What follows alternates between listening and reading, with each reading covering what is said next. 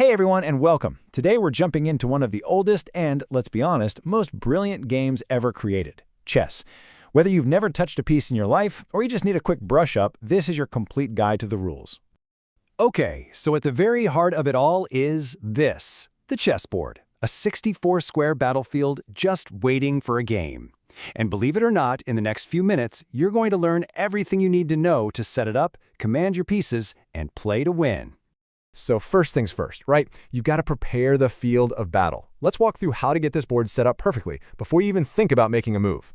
The board itself is pretty simple. It's just an 8x8 grid with 64 squares that alternate between light and dark.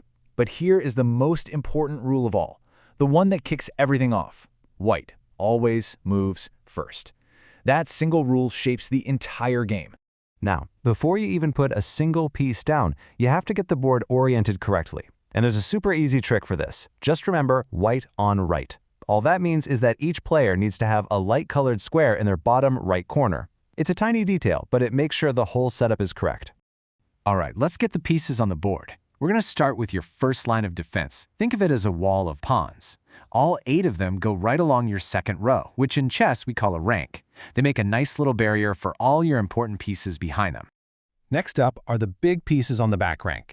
Your rooks, the ones that look like little castles, they take control of the 4 corners of the board. And then the knights, you just place them right inside the rooks. After the knights, you've got your bishops. They just slide right into the spots next to the knights. You can see how we're kind of filling in that back line, getting closer to the center.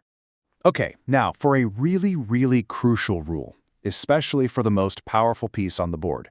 Remember this, the queen always goes on her own color. So the white queen starts on the central light square, and the black queen starts on the central dark square. Easy peasy. And finally, the king. He is, without a doubt, the most important piece in this whole game. He just takes that last empty square on the back rank right next to his queen. And just like that, you're all set up. The board is ready for battle. So the board's set. Now for the really fun part, learning how your army actually moves. Each piece has its own special way of getting around the battlefield, so let's break them down. Let's kick things off with the rook. The easiest way to think about it is like a laser beam. It just shoots in a straight line, as far as it wants, as long as the squares are empty. It can go horizontally or vertically, which makes it awesome for controlling those long, open files and ranks on the board. Now the bishop is similar, but it glides diagonally across the board, again for as many open squares as it wants. The really important thing to remember here is that a bishop is stuck on the color it starts on. So you'll have one bishop that only ever moves on the light squares and another that only ever moves on the dark squares. And now, meet the queen. She is by far the most dominant piece in the entire game. And her power is basically a combination of the rook and the bishop. She can move in any straight line she wants, horizontally, vertically, or diagonally. For as many squares as she wants, she's a total powerhouse. So, while the queen is the most powerful, the king is the most important. His survival is literally the entire point of the game. His movement, though, it's pretty limited. He can only move one single square at a time, but he can go in any direction. All right, let's talk about the trickiest piece on the board, the knight. It moves in this really unique L shape. That's 2 squares in one direction and then 1 square over to the side. But what really makes the knight special is that it's the only piece on the entire board that can jump over other pieces, whether they're your own or the enemy's. Okay, now we need to dedicate some time to the heart and soul of your chess army, the pawn. I know it seems like the most basic piece, but trust me, its rules are actually the most complex and unique in the whole game. So here's the deal with pawns. Normally, they just plod forward 1 square at a time. But on their very first move, they get the option to jump forward 2 squares instead. And here's the really weird part. Pawns do not capture the same way they move. They can only capture an opponent's piece by moving 1 square diagonally forward. All right, so beyond all the normal moves, chess has 3 special moves that kind of bend the rules. If you can master these, you'll really start to level up your game. First up, we've got castling.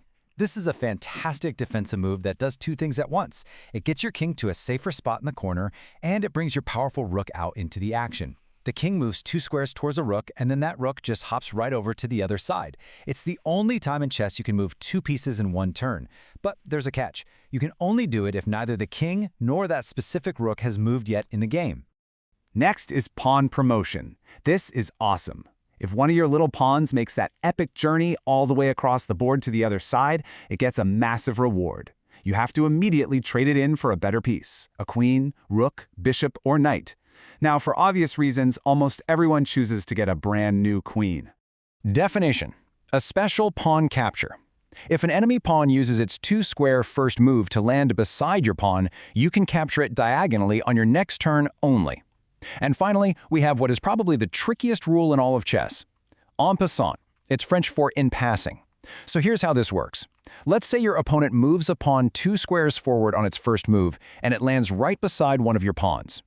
You get a one-time only chance on your very next turn to capture that pawn diagonally, just as if it had only moved 1 square. It's weird, I know, but that's the rule. So you know the setup. You know how all the pieces move. But how do you actually win? Let's get to the whole point of the game. The goal, the entire objective, is to win by delivering what's called a checkmate. This is when you attack the opponent's king, putting it in check, and they have absolutely no legal way to get out of it. Game over, you win. But you have to be careful not to end up in a stalemate. That's a special kind of draw or tie that happens when a player's king is not being attacked, but they have no legal moves they can make anywhere on the board. And there you have it. You now know all the fundamental rules you need to play a full game of chess. The board is set, the army is ready, and we know that white always moves first. So the only question left is, what's your first move going to be?